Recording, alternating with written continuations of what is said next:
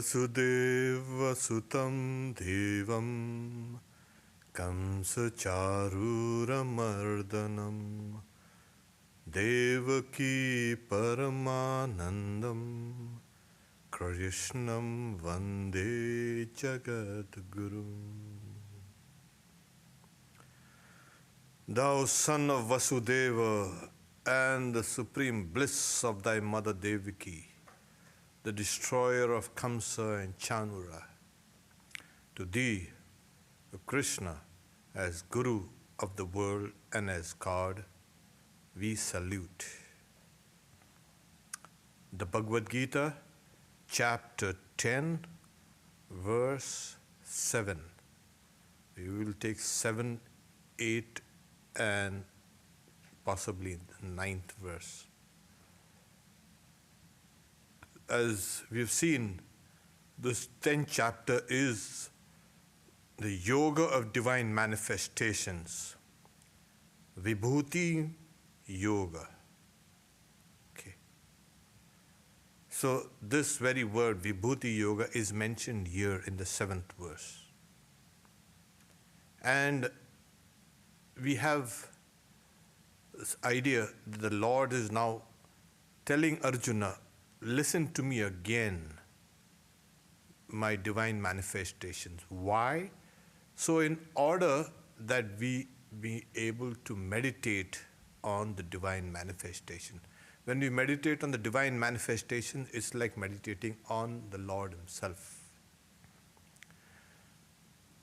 So in the 7th verse, he says, one who knows truly this manifestation and yoga of mine becomes endowed with unwavering yoga. There is no doubt in this regard. We've subtitled it also Unswerving Yoga. What's unswerving? We have so many Raja Yoga and Karma Yoga and Bhakti Yoga and Dhyan Yoga and Mantra Yoga and Jnana, so many yogas.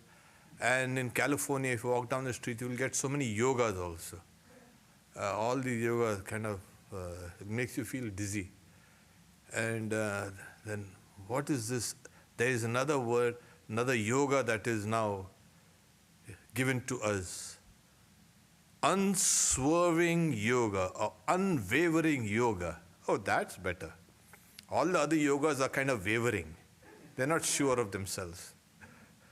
So, avikampena yogena. So, by the unwavering yoga. And that's what actually yoga means. One of the meanings. The other meaning is yoga. Okay, we'll see what it is.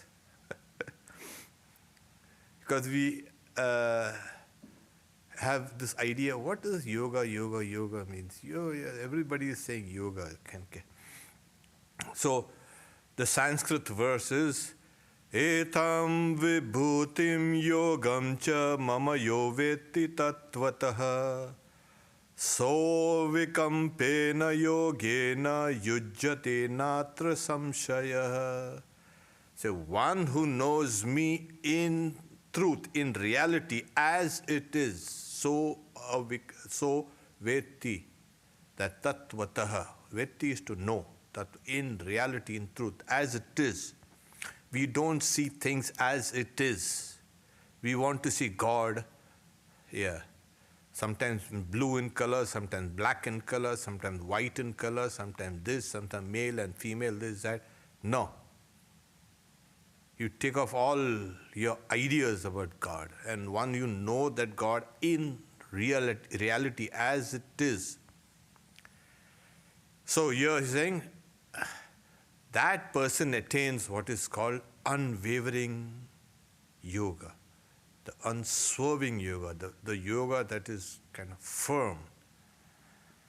Etham, these. What are these? He had mentioned in the previous verses intelligence, wisdom, etc.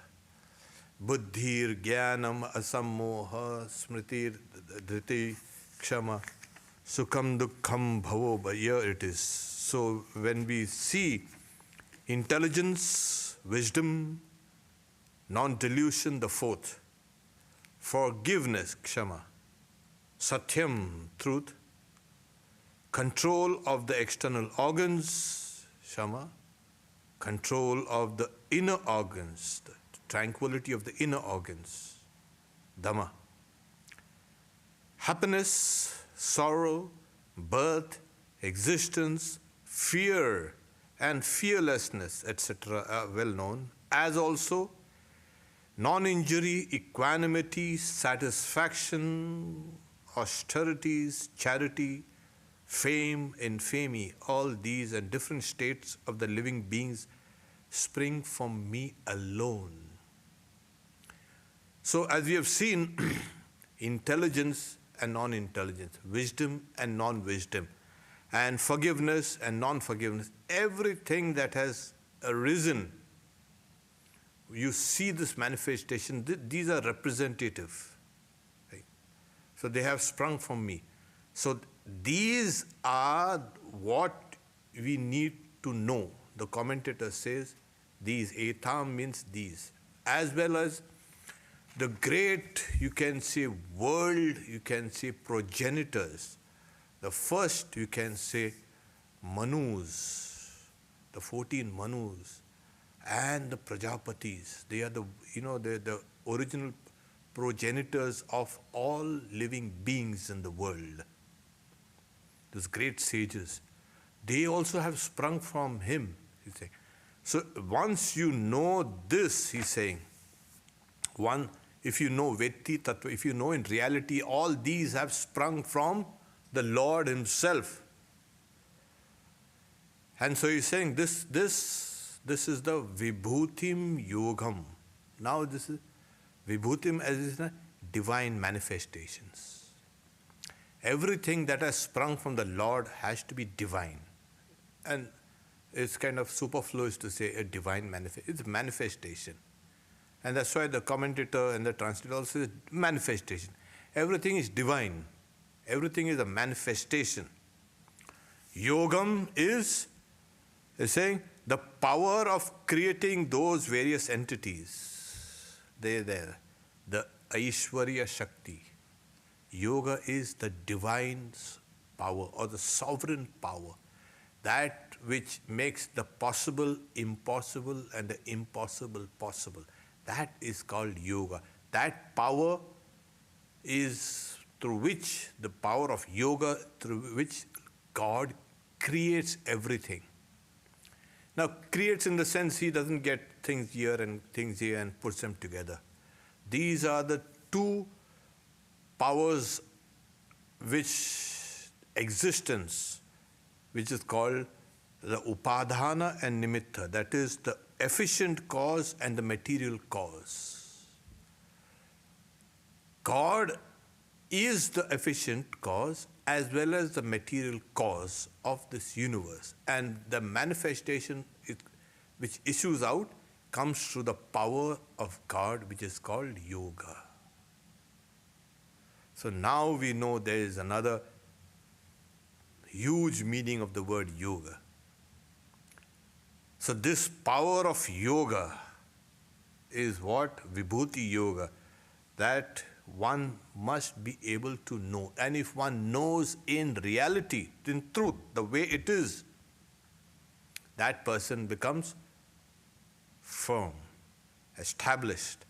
As they say, avikampena, unwavering, unshaken, unswerving yoga. Now this is in regard to that which is related to the mind, to the individual mind.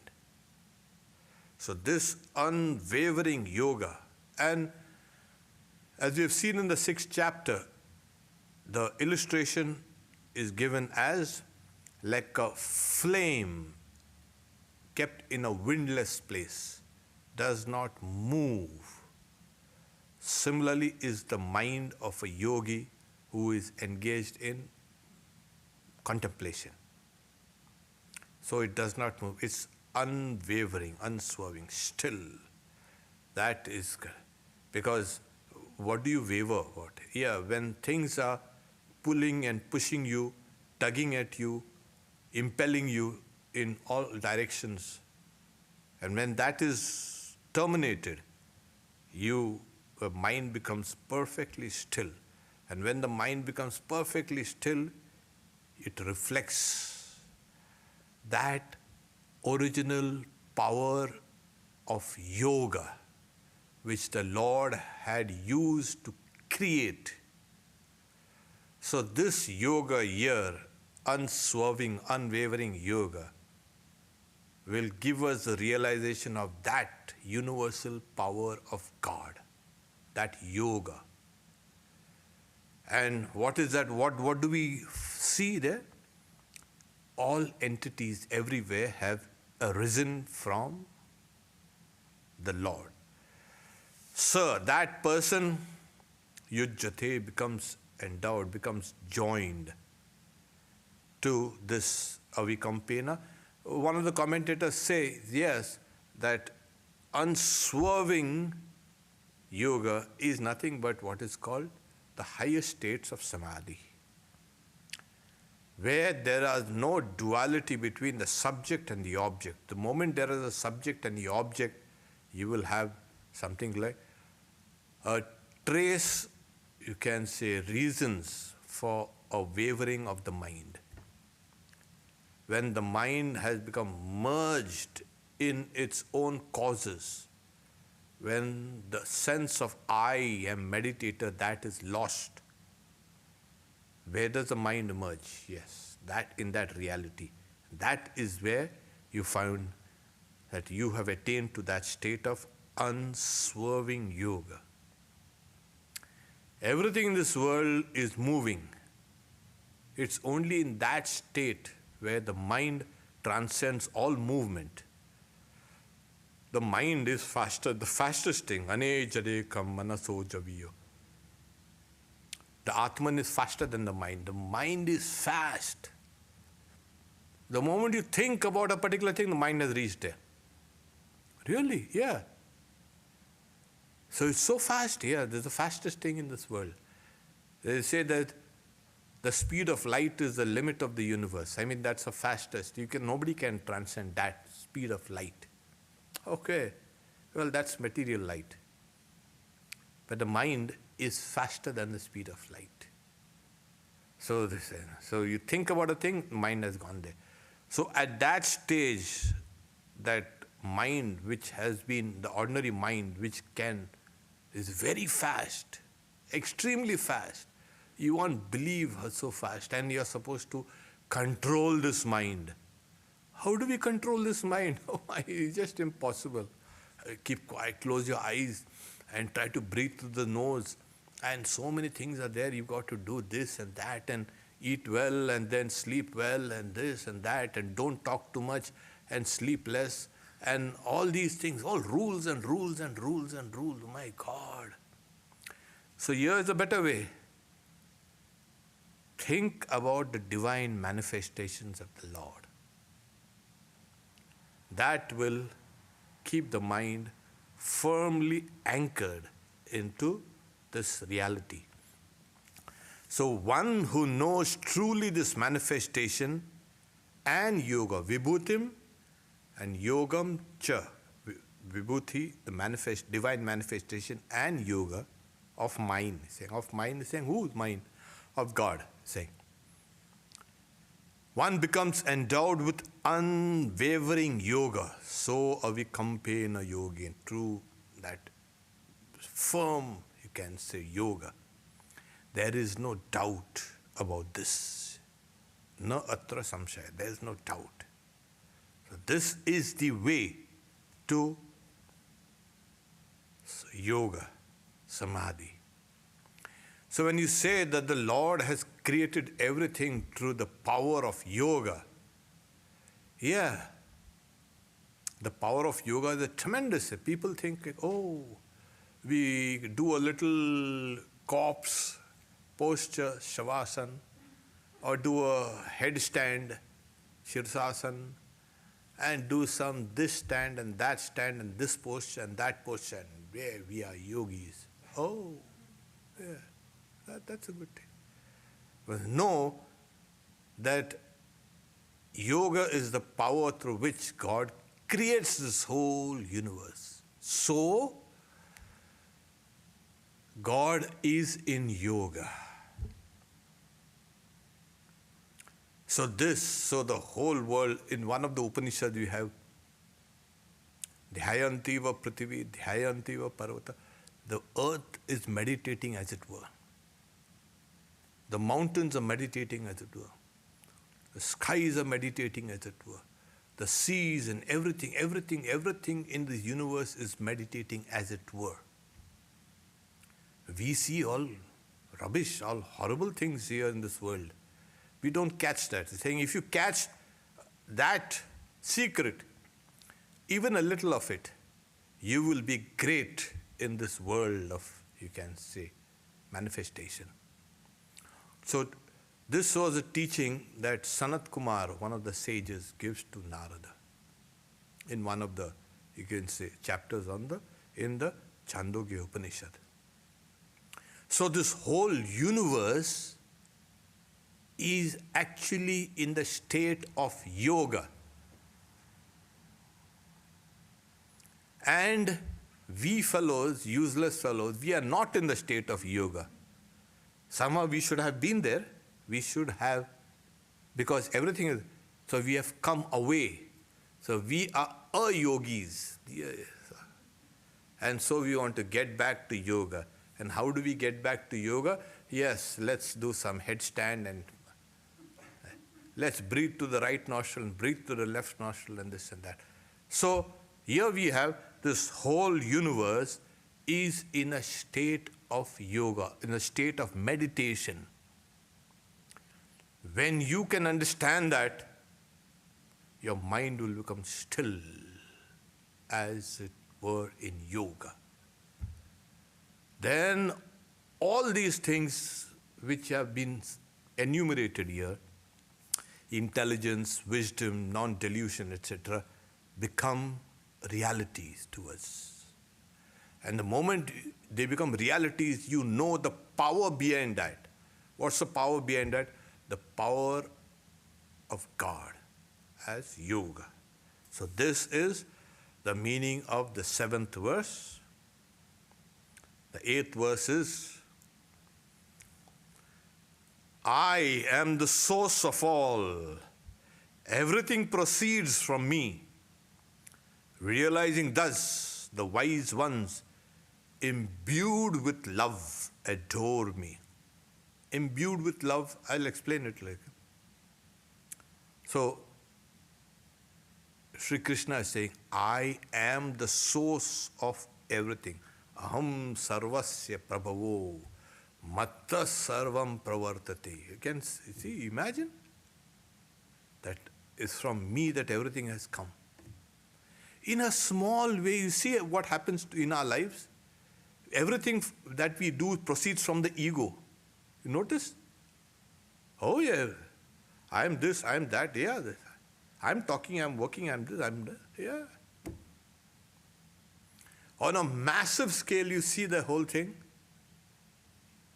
That it is from that aham, I, everything has proceeded. So he's saying, I am the source of all. Aham sarvasya prabhavo. That is, I am the sarvasya means of everything. Creation, preservation, destruction.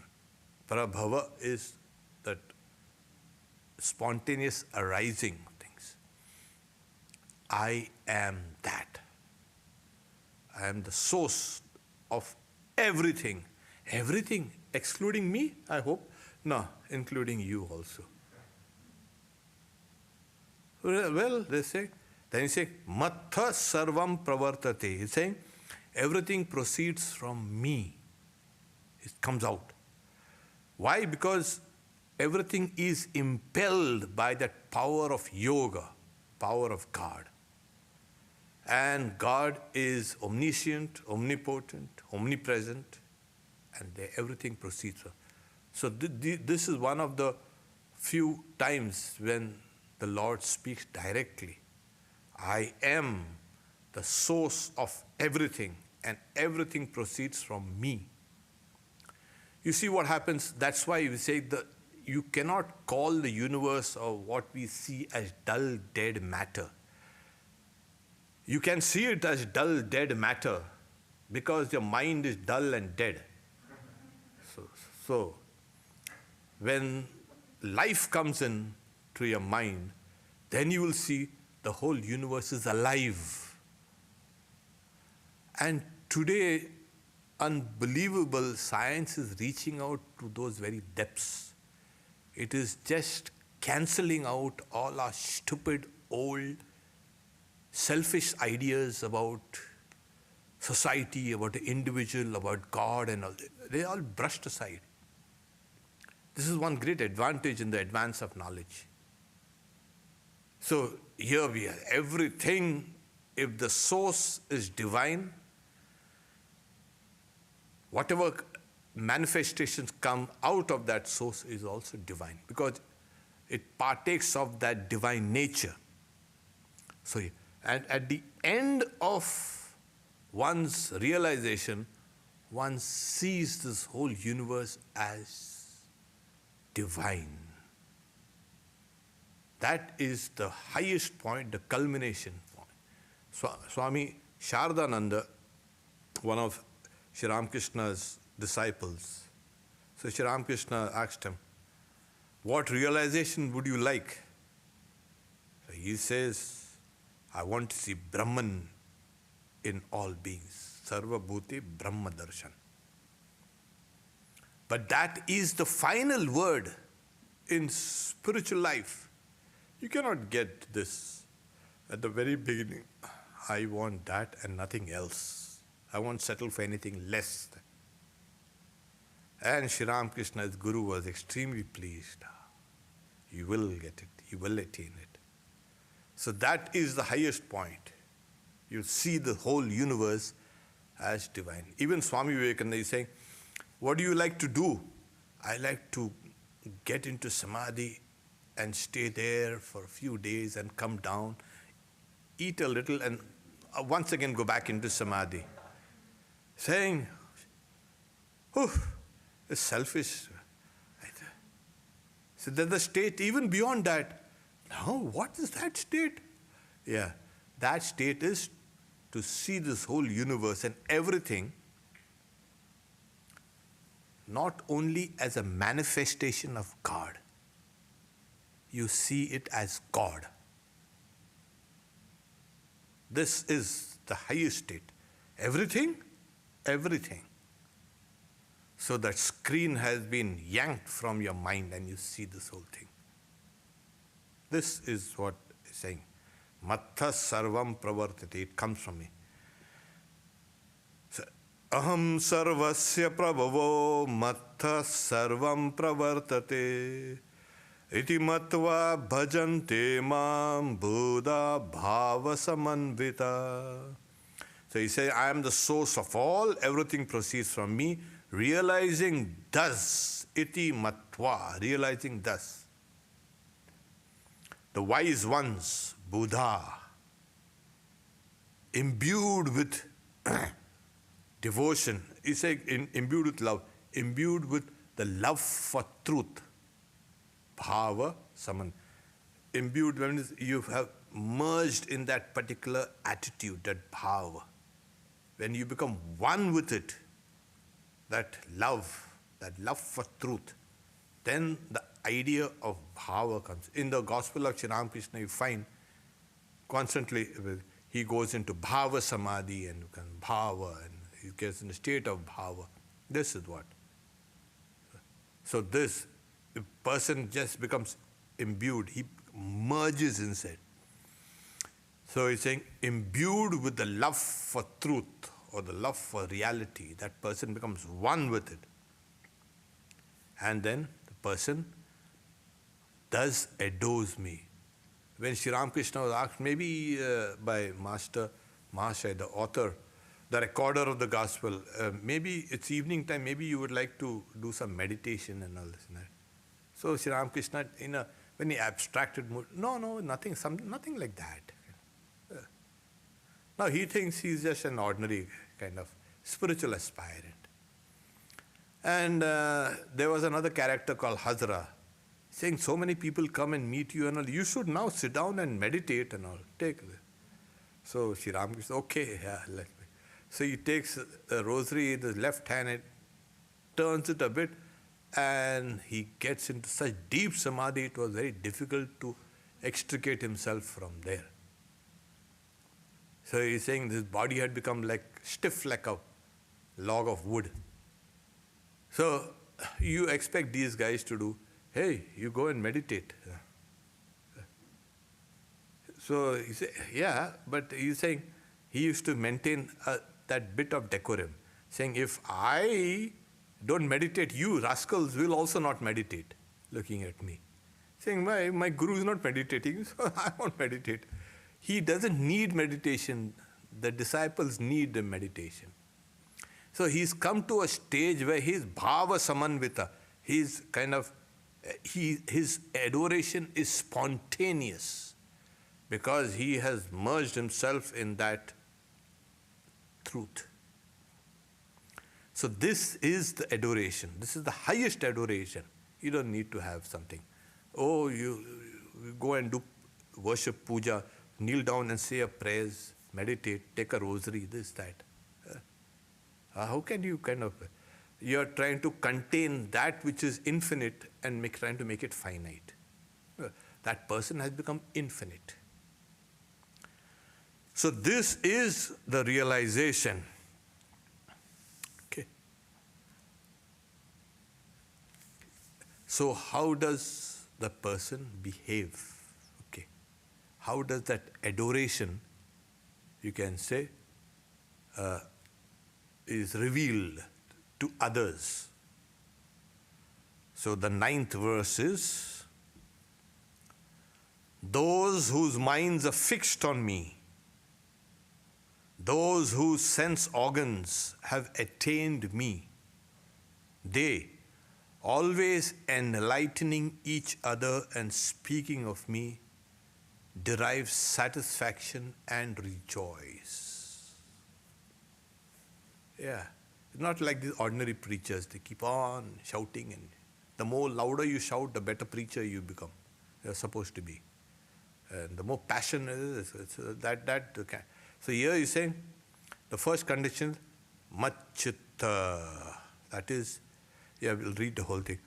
Macchitta madgata prana bodhayanta parasparam katayantascha mam nityam tushyanti cha ramanti cha. Ramante cha, actually, it should be. There's the kind of patantara, there's a correction. Anyway, so, macchitta, those whose minds are fixed on me. How do you fix a mind? When your mind is fixed in the reality, it gives up the unrealities of this world. Because as we know, the mind always runs towards that which is unreal. I mean, from the absolute standpoint. Why? Because the mind is unreal. Yeah, again from the highest standpoint. So it will go. So the water seeks its own level, it will go there only. So, this is nothing new. The mind is unreal. Yeah, it's an pretty old concept that the Buddhists took, and they're saying, yeah, everything is shunya. Everything is emptiness. What is emptiness? How do you experience emptiness? The mind becomes empty. Initially, this empty your mind. That's one of the starting, you can say, steps. But before that, there's something called a monkey mind. The mind is a monkey. And that monkey has to, monkeys are restless. That's why it's called monkey mind. Anyway, it's even worse than a monkey. At least monkeys have some kind of, some rules. The mind doesn't have. So that monkey mind, okay. So that monkey mind has to be emptied. And then you keep on emptying it. How do you empty it? Then you inject love and compassion and all these things for beings, and that fills the mind, and so all these the rubbish things are kind of pushed out. And then this also disappears. The mind itself merges in its causes. So from that standpoint, you say, but the mind, what will you do without? You're mindless. You're a fool. You're mindless. People think that if there is no mind, there is no existence. People equate existence with the mind. Aha! We found something higher than that, than the mind. The idea of existence transcends the mind. It's like when there's no mind in deep sleep. What happens? Do you stop existing? You exist. Yeah. Because you wake up yourself. You don't wake up somebody else or in some other location. Hey, what happened to me? So here it is, when the mind is imbued with truth, the reality that is God, it becomes macchitta. It takes the form of God. And that taking the form of God is that, you can say, mind imbued. Those whose minds are fixed in me. Now the mind will no longer run beyond this chimera, this illusion of the world. Madgata prana, saying those whose life, or even is also mentioned as sense organs. These sense organs, the motor and the sensory, are also called pranas. Okay. Not this pranas, and nuns are also called pranas, so be careful. So, like we are swamis, they are also called pranas. No, not that prana, this prana.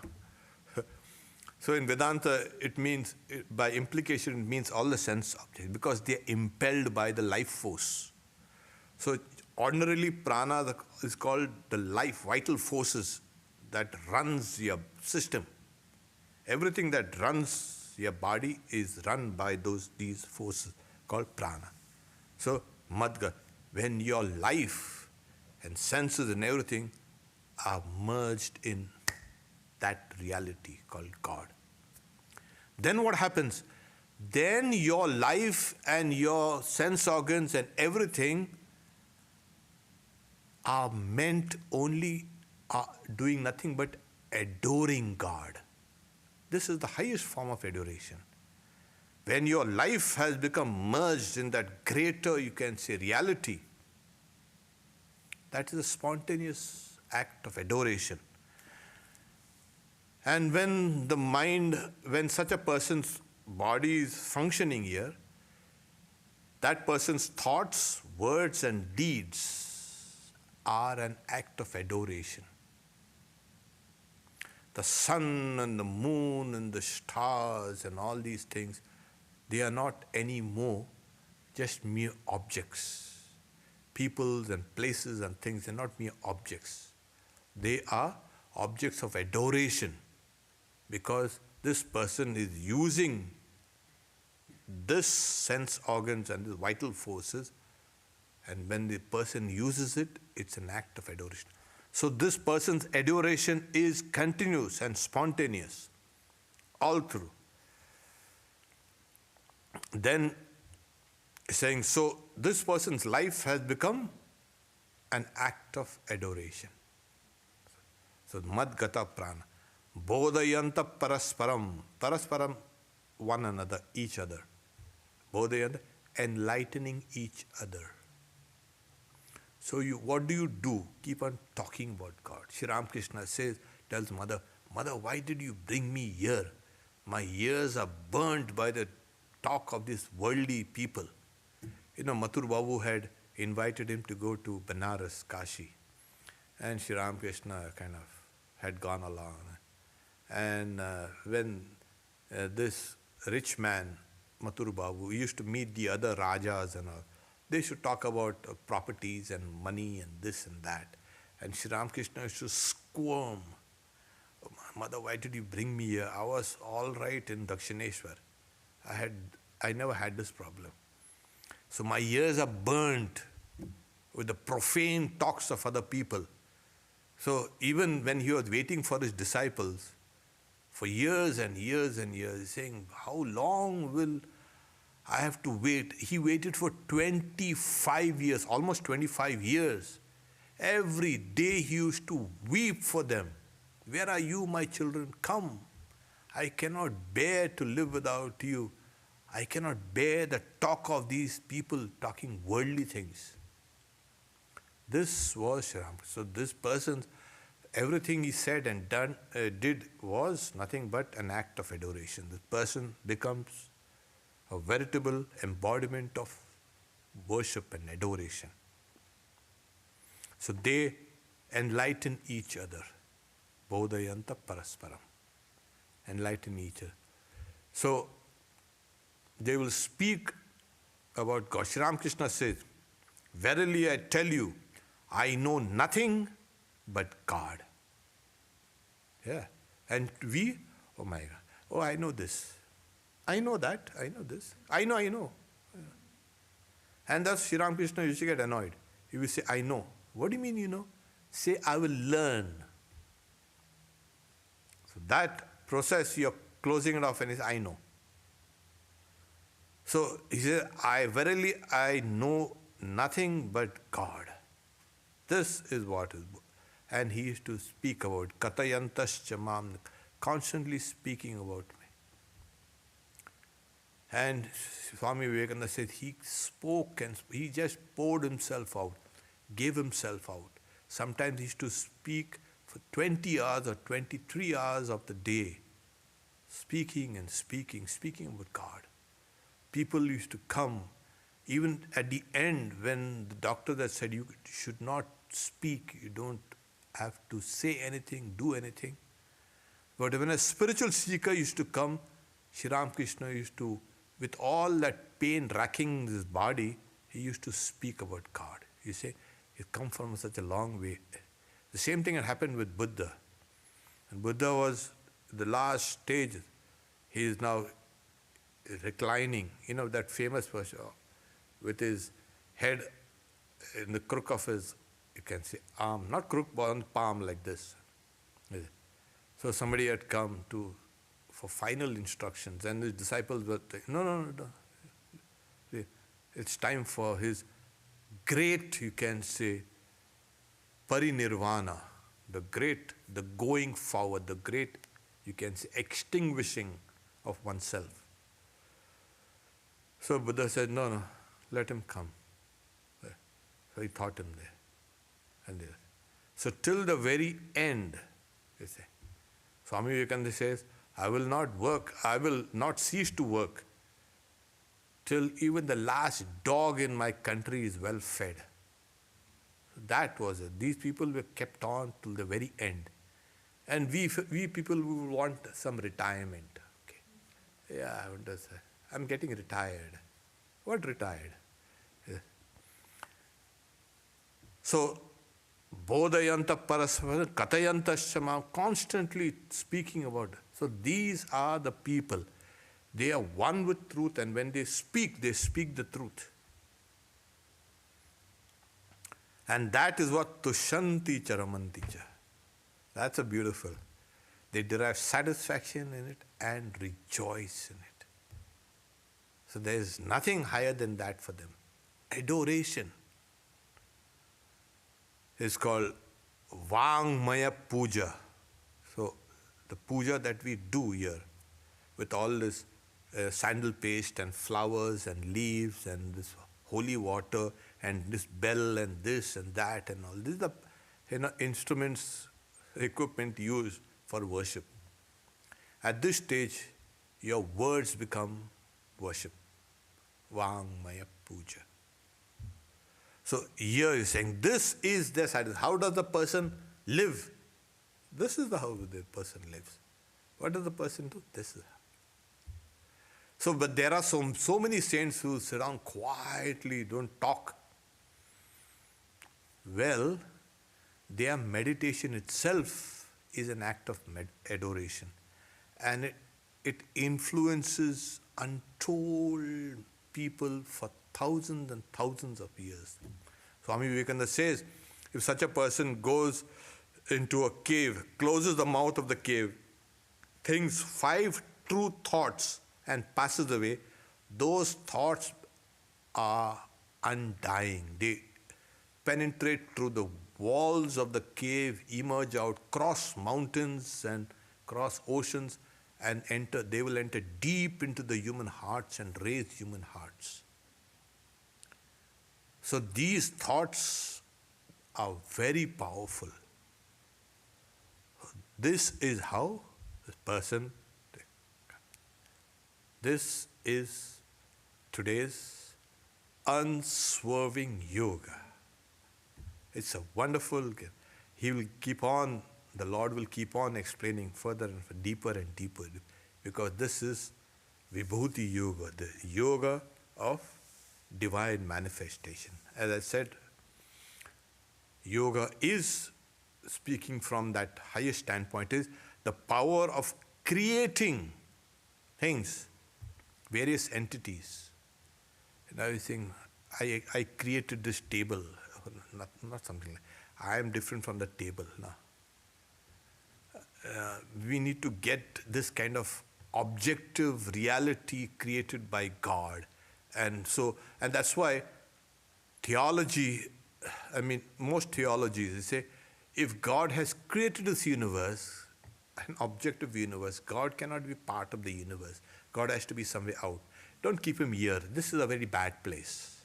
He has kept us here in a bad place, but he is in a kind of place called heaven, completely away.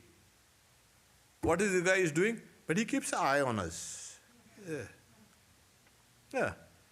Especially when we do something wrong, he's keeping a note of things. In this kind of theology is meant, it's kindergarten theology.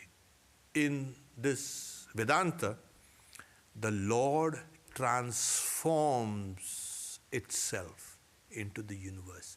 This is the power of yoga. Suppose you are angry, see what happens to you. Next time you take a mirror in front of you and see, this is me. Oh my God. And sometimes when you're happy, just see yourself. You have the power to transform yourself through your own emotions. There are certain people that their body language and this tells you what is their mental, you can say, state.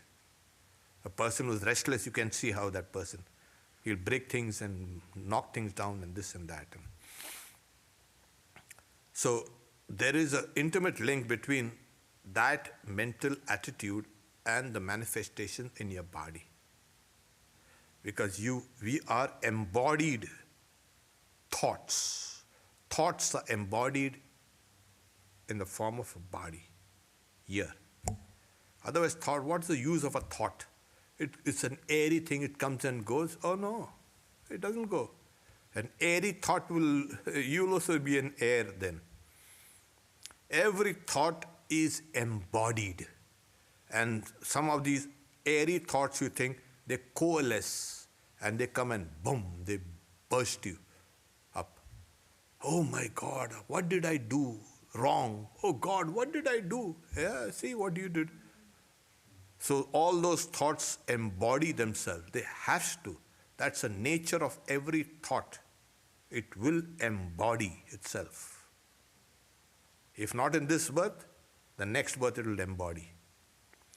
So the similar way that when the Lord thinks, Mattha Sarvam, from me everything has come, that is, the Lord transforms itself into this universe. That is the power of yoga. Okay.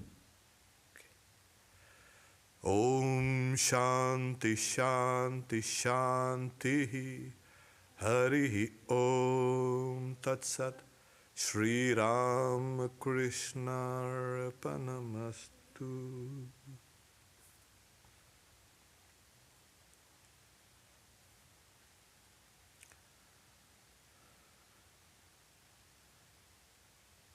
So we have a few questions here.